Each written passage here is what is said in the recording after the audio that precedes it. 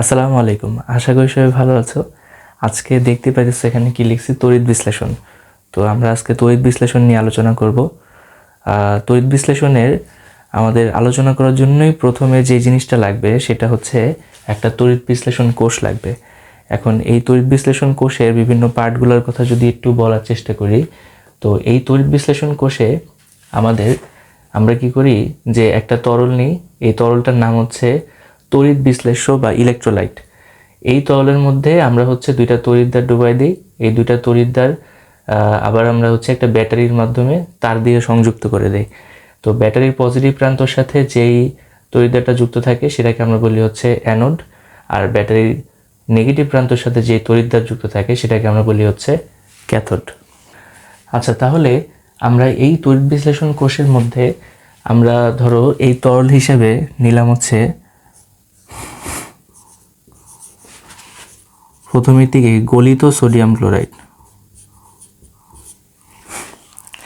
এখন এই যে গলিত সোডিয়াম ক্লোরাইড আছে, এই গলিত সোডিয়াম ক্লোরাইড যখন আমি সোডিয়াম ক্লোরাইডটাকে গলায় ফেলবো, তখন এইখানে তারা কিভাবে ঘুরবে? আয়ন আকারে ঘুরবে, মানে সোডিয়াম প্লাস এবং হচ্ছে ক্লোরিন মাইনাস আকারে ঘুরবে। এভাবে ঘুরবে, মানে দ্রবণী কিভাবে ঘুরবে? এভাবে সোডিয়াম প্লাস আর ক্লোরিন মাইনাস আকারে ঘুরবে। তো এখানে তারা এইভাবে ঘুরবে। তো নর্মালি আমাদের একটা জিনিস সবসময় মনে রাখতে হবে যে অ্যানোডে সবসময় হয় হচ্ছে জারণ, আর ক্যাথোডে হয় হচ্ছে সবসময় বিজারণ। তাহলে এই দুটার মধ্যে কার জারণ হবে? আমরা জানি জারণ মানে হচ্ছে ইলেকট্রন ছাড়ন বা ইলেকট্রন ত্যাগ করে দিবে। তো কে ইলেকট্রন ত্যাগ করবে? যার ইলেকট্রন বেশি সেই তো ইলেকট্রন ত্যাগ করবে, তাই না? তাহলে এইখানে ইলেকট্রন হচ্ছে ক্লোরিনের বেশি, মাইনাস থাকলে বুঝি ইলেকট্রন বেশি আছে, ও এই একটা এক্সট্রা ইলেকট্রন ত্যাগ করে ও নিউট্রাল হবে, এবং ওই ইলেকট্রনটা সোডিয়াম গ্রহণ করে সে আবার নিউট্রাল হবে। তো ইলেকট্রন ত্যাগ করবে যেহেতু এ, তার মানে এর হবে জারণ। ঠিক আছে? আচ্ছা, তাহলে এই যে ইলেকট্রন ত্যাগ করলো ক্লোরিন, কিভাবে করবে? এটা হচ্ছে কি বললাম, জারণ।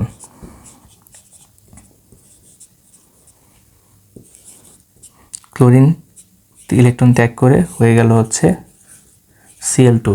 এখন কথা হচ্ছে ক্লোরিন তো একা একা থাকে না, Cl2 আকারে থাকে। তাহলে দুইটা ক্লোরিন আয়ন দুইটা ইলেকট্রন ত্যাগ করবে।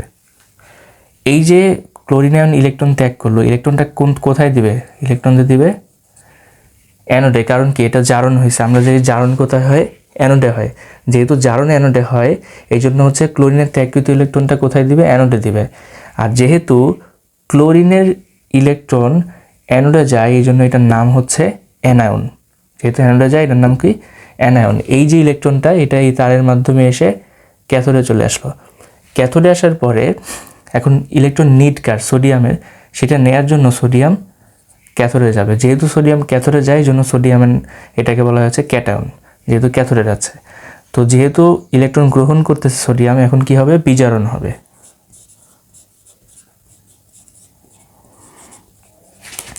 তো সোডিয়াম কি করবে?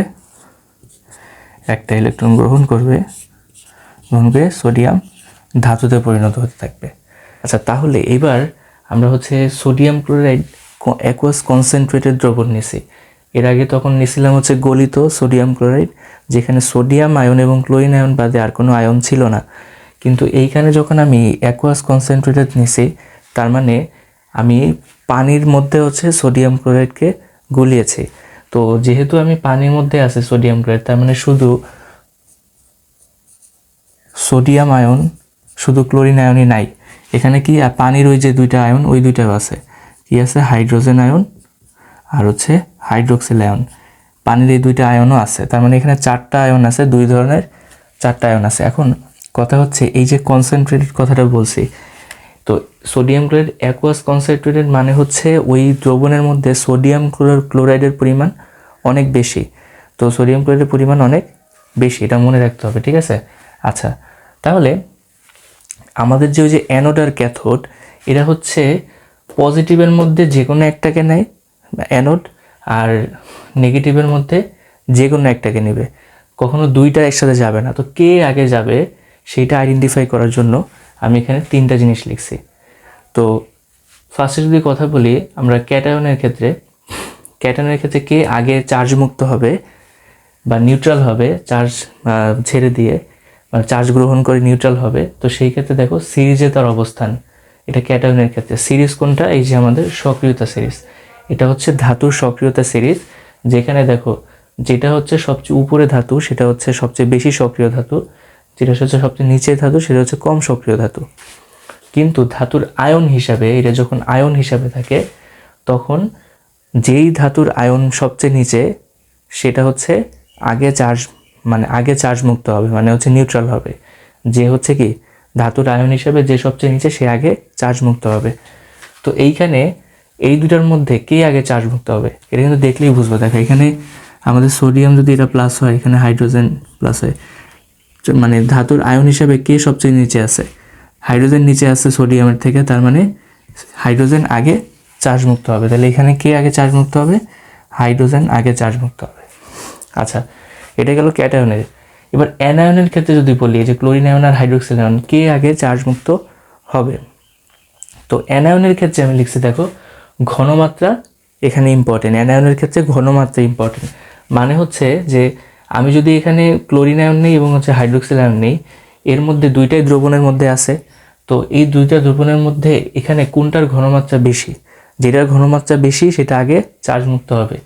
তো আমি প্রথমেই বলছিলাম যে এখানে মানে সোডিয়াম ক্লোরাইড অ্যাকুয়াস কনসেন্ট্রেটেড, মানে হচ্ছে সোডিয়াম ক্লোরাইডের পরিমাণ ওই দ্রবণে অনেক বেশি, ঠিক আছে, গাঢ় সোডিয়াম ক্লোরাইড। তো যেহেতু বেশি সোডিয়াম ক্লোরাইডের পরিমাণ বেশি যদি হয় তাহলে ক্লোরিনের পরিমাণ বেশি হবে না? সোডিয়াম ক্লোরাইডের ঘনমাত্রা বেশি হলে ক্লোরিনের ঘনমাত্রা বেশি। তো তাহলে বুঝতেই পারতেছো যে ক্লোরিনের ঘনমাত্রা হাইড্রোক্সিল আয়নের ঘনমাত্রা থেকে বেশি, যার ফলে ক্লোরিন আয়ন আগে চার্জ মুক্ত হবে। ক্লোরিন আয়ন আগে চার্জ মুক্ত হবে। আচ্ছা, তো ক্লোরিন আয়ন যেহেতু আগে চার্জ মুক্ত হয়েছে, তাহলে এখানে জারণ কার হবে বলো তো? যার ইলেকট্রন বেশি আছে সেই ইলেকট্রন ত্যাগ করে দিবে, তার মানে ক্লোরিনের জারণ হবে। সেই একই প্রসেস, ক্লোরিনের জারণ হবে। সিএল তো একা থাকে না, দুইটা থাকে, দুইটা ক্লোরিন দুইটা ইলেকট্রন ত্যাগ করবে। বিজারণ কার হবে বলো তো? বিজারণ হবে হাইড্রোজেনের।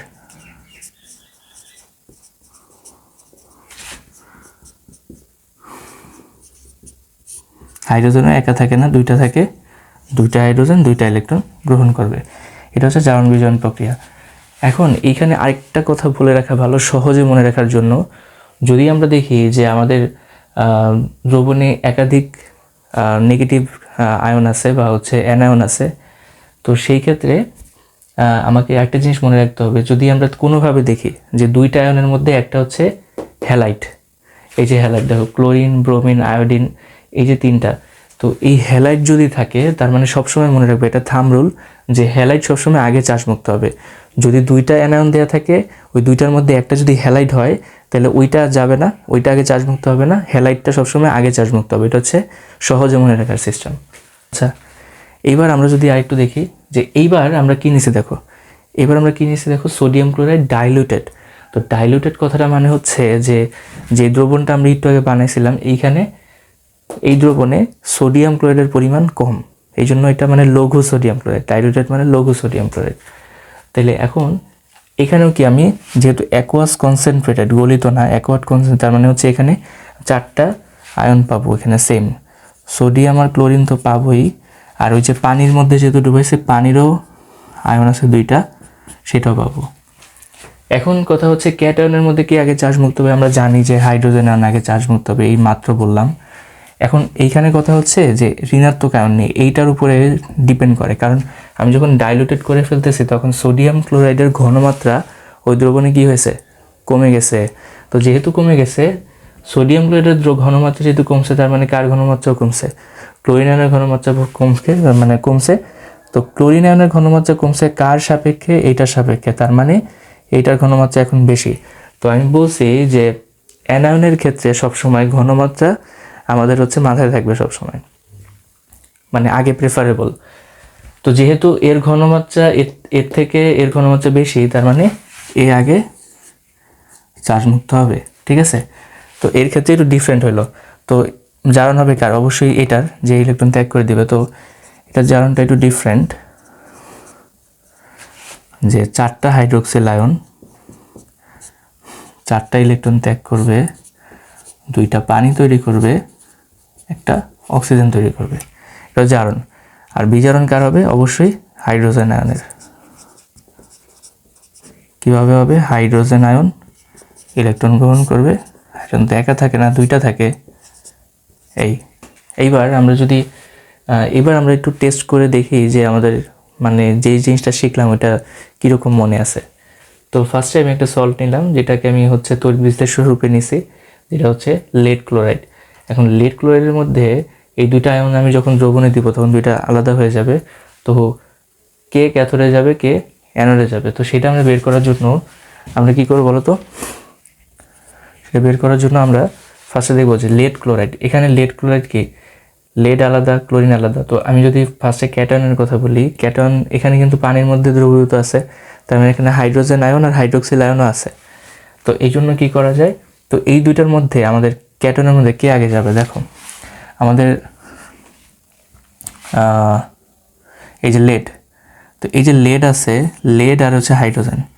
তো আমি জানি যে ধাতুর আয়ন হিসেবে যে সবচেয়ে নিচে সে আগে চার্জমুক্ত হবে। তো এখানে ধাতুর আয়ন হিসেবে কে নিচে আছে? লেডের থেকে হাইড্রোজেন আয়ন নিচে আছে। যেহেতু হাইড্রোজেন আয়ন নিচে আছে তার মানে ক্যাথোডে কে যাবে আগে? আগে হাইড্রোজেন আয়ন চার্জমুক্ত হবে। আর অ্যানোডে কী হবে? অ্যানোডে কে যাবে? যেহেতু মানে আমি বলছি কি যে থাম্ব রুল, যে যদি থাকে কি বলে, যদি হচ্ছে হ্যালাইড থাকে তাহলে হচ্ছে হ্যালাইড আগে চার্জমুক্ত হবে, অ্যানোডে হ্যালাইড যাবে। এটার ক্ষেত্রে কী হবে? এটার ক্ষেত্রে হচ্ছে আমাদের সোডিয়াম আছে, এই যে সোডিয়াম, আর হচ্ছে আমাদের কি পানিতে আছে হাইড্রোজেন। তো সোডিয়াম আর হাইড্রোজেনের মধ্যে কোনটা নিচে আছে? নিচে আছে, তার মানে আমি একটু আগেই পড়ছি, তার মানে হাইড্রোজেন আগে চার্জমুক্ত হবে। কিন্তু দেখো এখানে আয়ন হিসাবে আছে হচ্ছে সালফেট। তো বলছি যে যদি এটা না থাকে, মানে নাই, হ্যালাইড নাই, যেহেতু হ্যালাইড নেই তার মানে সালফেট যাবে না, কে যাবে? হাইড্রোক্সিল আয়ন যাবে। ওকে, এইটার ক্ষেত্রে এখানে সোডিয়াম, তো সোডিয়ামের থেকে তো হাইড্রোজেন নিচে, তার মানে হাইড্রোজেন আগে যাবে। আর যেহেতু হ্যালাইড আছে তার মানে হ্যালাইড আগে চার্জমুক্ত হবে। হ্যালাইড যদি না থাকে তখন হাইড্রোক্সিল আয়ন যাবে, ঠিক আছে? আর হ্যালাইড থাকলে হ্যালাইড যাবে। সিলভার নাইট্রেটকে দেখো, সিলভার হাইড্রোজেনের নিচে, সিলভার, যেহেতু সিলভার হাইড্রোজেনের নিচে এই জন্য সিলভার আগে যাবে এখানে। আর যেহেতু আমাদের হ্যালাইড নাই, নাইট্রেট আছে, এই জন্য কে যাবে? হাইড্রোক্সিল আয়ন আগে চার্জমুক্ত হবে। কপার সালফেটের ক্ষেত্রে দেখো, কপারও হাইড্রোজেনের নিচে, তার মানে এখানে কপার আগে চার্জমুক্ত হবে। তারপরে যেহেতু হ্যালাইড নাই, শুধু সালফেট আছে, তার মানে হাইড্রোক্সিল আয়ন আগে চার্জমুক্ত হবে। আচ্ছা, তাহলে এবার আমরা হচ্ছে তড়িৎ বিশ্লেষণের প্রসেসে চলে যাই। আমরা হচ্ছে 3টা কেস পড়ব, 3টা কন্ডিশন পড়ব। তো 3টা কন্ডিশনের মধ্যে কী কী কন্ডিশন হইতে পারে সেটা দেখি। কেস 1-এ আমরা দেখতেছি যে ধাতুর লবণ সে ধাতুর তড়িৎদ্বার, মানে আমি লবণ বলতে বুঝেছি ইলেকট্রোলাইটটা যে নিব, যেই মানে লবণের ইলেকট্রোলাইটটা বানাচ্ছি সেইটা যে নিব যেই ধাতুর, সেই ধাতুর আবার তড়িৎদ্বার নেব। এখানে তড়িৎদ্বার হিসাবে আমরা অ্যানোডকে বোঝাচ্ছি, ঠিক আছে? আমরা মেনলি হচ্ছে তড়িৎদ্বার হিসেবে এখানে যে ধাতুটা নিব এই অ্যানোডকে নিব। ক্যাথোড আমাদের মাথা ব্যথা না, ক্যাথোড যে কোনো কিছু হতে পারে, সমস্যা নেই, কিন্তু হচ্ছে আমাদের অ্যানোডটা হচ্ছে এটা নিতে হবে। তো আমি যদি একটা কোষ আঁকি, তো কোষে ধরো আমাদের এই যে ইলেকট্রোড দুইটা আছে এরকম,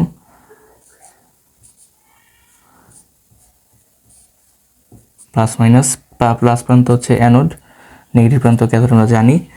তো আমরা ধরো আমরা হচ্ছে নিকেল ধাতুর লবণ নিব। ধরো আমরা লবণ হিসেবে নিলাম নিকেল ক্লোরাইড নিলাম, ঠিক আছে? যেহেতু নিকেল ক্লোরাইড নিছি, নিকেল ক্লোরাইড কীভাবে দ্রবণে ঘুরতেছে? এইভাবে ঘুরতেছে, ঠিক আছে? এভাবে ঘুরতেছে। এখন যে আমি কি বলছি, যে ধাতুর লবণ নিছি ওই ধাতুর তড়িৎদ্বার, মানে অ্যানোড ওই ধাতুর নিব, তাহলে কি নিব? নিকেল নিব। তাহলে আমি অ্যানোড হিসাবে কাকে নিলাম? নিকেল নিলাম। এখন এখানে আলটিমেটলি কি হবে? তো এখানে আলটিমেটলি যেটা হবে, যদি এটা নেই, দুইটা যেহেতু সেম, মানে এখানে সক্রিয়তার কোনো ঝামেলা নেই, এখানে হচ্ছে কি হবে, এই যে অ্যানোড যেটা আছে সে কী করবে? একটা ইলেকট্রন, কারণ অ্যানোডে কী হয়? জারণ হয়, আমরা জানি। অ্যানোড যেহেতু জারণ হয়, তার মানে এইখানে কি হবে? এই নিকেল একটা ইলেকট্রন এই যে ত্যাগ করে দিবে, যে ইলেকট্রন এখানে ত্যাগ করে দেবে, ইলেকট্রনটা এখানে চলে আসবে। তো যেহেতু ইলেকট্রন ত্যাগ করে দিছে, তো যখন সে ইলেকট্রন ত্যাগ করে দিবে তখন কি সে আর নিকেল ধাতু থাকে? তখন সে একটা নিকেল 2+ আয়ন হয়ে যায়। তখন সে কি করবে? এই যে দ্রবণে চলে আসলো, এই যে নিকেল 2+ হয়ে গেল, হয়ে গেল। যেহেতু এখানে নিকেল ইলেকট্রন ত্যাগ করছে, তার মানে এটা হচ্ছে কি জারণ। ওকে, এই ত্যাগকৃত ইলেকট্রনটা এখানে চলে আসছে। তো এইখানে আসার পর কি হবে? এই দ্রবণেই ঘুরে বেড়াচ্ছে যে কি 2+ আয়ন। এটা কি করবে? এটা গ্রহণের জন্য আবার ক্যাথোডে যেয়ে যুক্ত হতে থাকবে। যুক্ত হইতে হইতে একটা সময় কি করবে? এখানে একটা মোটা লেয়ার তৈরি করবে, কি নিকেল সলিড ধাতুর। ঠিক আছে, তার মানে আমরা কি প্রলেপ দিতেছি এখানে। তাহলে কি হবে এখন? এই যে নিকেল 2+ আছে, এই ত্যাগকৃত ইলেকট্রনটা গ্রহণ করে নিকেল সলিড ধাতুতে পরিণত হইল, যেটা হচ্ছে কি একটা বিজারণ। ওকে, এবং এখানে কি ক্যাথোডের উপরে একটা প্রলেপ তৈরি করবে, যাতে পরবর্তী আমি নিকেলটা আলাদা করতে পারি, বা আমি এটার উপরে যদি প্রলেপ দিতে চাই তাহলে এটা একটা প্রসেস। এবার আমাদের সেকেন্ড কেসে দেখতেছি যে ধাতুর লবণ তার থেকে কম সক্রিয় তড়িৎদ্বার। ঠিক আছে, তো এখানে কি হবে? যে লবণটা নিব তার থেকে যে কম সক্রিয় কোনো একটা ধাতু, সেটার তড়িৎদ্বার বানাবো। তো কি করা যায়? তাহলে আমি যদি একটা আঁকি এভাবে,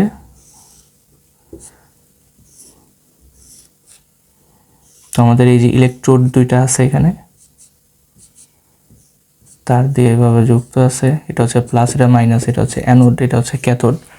আচ্ছা, তাহলে আমি এবার মানে লবণ হিসেবে নিকেল ক্লোরাইডকে নিলাম। আমরা এই নিকেল ক্লোরাইডকে আবার কি নিছি। তো নিকেল ক্লোরাইড দ্রবণে কীভাবে ঘুরতেছে? দ্রবণে হচ্ছে নিকেল 2+ আর হচ্ছে Cl- আকারে ঘুরতেছে। তো এইবার আমরা কি করব?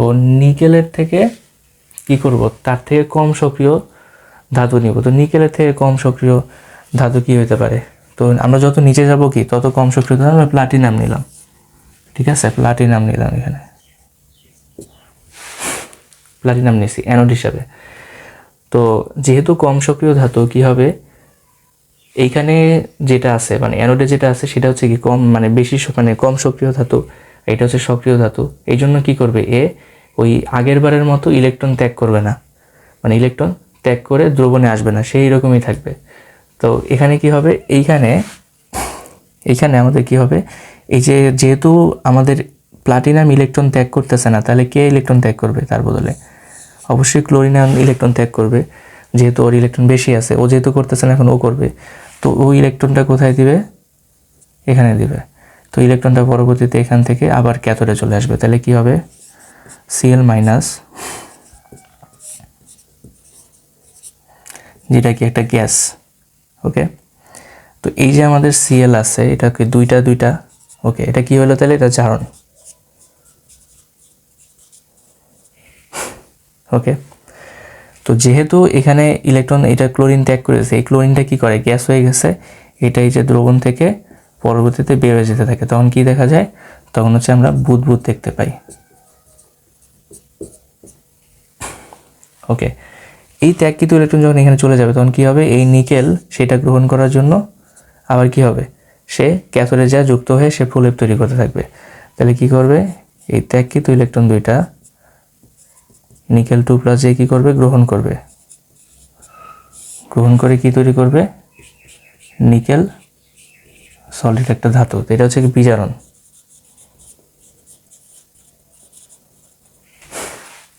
ওকে, তো এইখানে আলটিমেটলি কি কন্ডিশন হচ্ছে?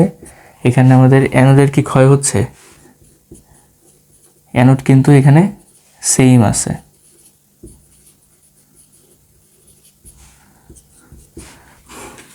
মানে পরিমাণ কমে যাচ্ছে কিসের? ইলেকট্রোলাইটের পরিমাণ কমে যাচ্ছে। ঠিক আছে, বা তড়িৎ বিশ্লেষের পরিমাণ কমে যাচ্ছে।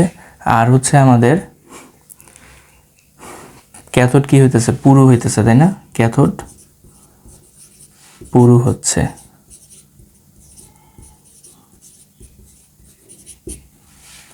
ওকে, তো কেস 1-এ কি হয়েছিল? কেস 1-এর কথা যদি বলি, ওটা আমার বলা হয় নাই। তো কেস 1-এ যেটা হয়েছিল, কেস 1-এ হচ্ছে আমাদের কে ক্ষয় হচ্ছিল? অ্যানোড কি ক্ষয় হচ্ছিল কেস ওয়ানে অ্যানোড কিন্তু ক্ষয় হচ্ছিল, এখানে যেমন অ্যানোড সেম, কেস ওয়ানে হচ্ছে অ্যানোড কি হইতেছিল, ক্ষয় হইতেছিল।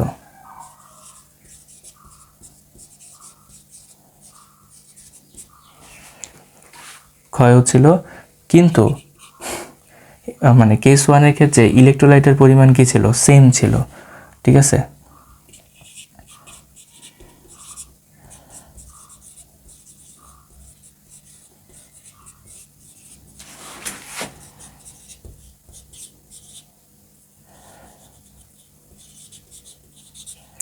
পরিমাণ কি ছিল, সেম ছিল। আর হচ্ছে আমাদের কি এখানে যেমন ক্যাথোড পুরো হচ্ছে, এখানেও কি ক্যাথোড পুরো হইতেছিল। বেশি সক্রিয় তড়িৎদ্বার, তো বেশি সক্রিয় তড়িৎদ্বার হলে যেটা হবে যে কী হবে বলতো, আমরা যদি আরেকটা এরকম নিই যেখানে আমরা হচ্ছে আবার সেম লবণটাই নিছি, ঠিক আছে, নিকেল ক্লোরাইডে নিছি, এবং আমরা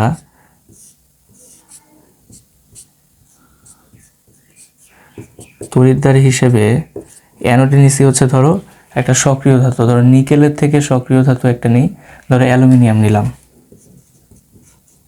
মানে এখানে অ্যানোড হিসেবে কাকে নিচ্ছি, অ্যালুমিনিয়ামকে নিচ্ছি। তো আমরা অ্যানোড হিসেবে কাকে নিচ্ছি, অ্যালুমিনিয়ামকে নিচ্ছি, নিকেলের থেকে সক্রিয়, যেহেতু নিকেলের থেকে বেশি সক্রিয়, যার ফলে কি হবে, এইখানে সব কিছু একসাথে বিক্রিয়া হয়ে আলটিমেটলি কোষটা আর কি করবে না, তড়িৎ কোষটা আর কি করবে না, তড়িৎ বিশ্লেষণ কোষটা আর কাজ করবে না, এটা কি করবে না, আর কাজ করবে না। তার মানে কি হইলো যে ওই আমরা এটা ছিল, এটা হচ্ছে আমাদের কেস 3, ঠিক আছে।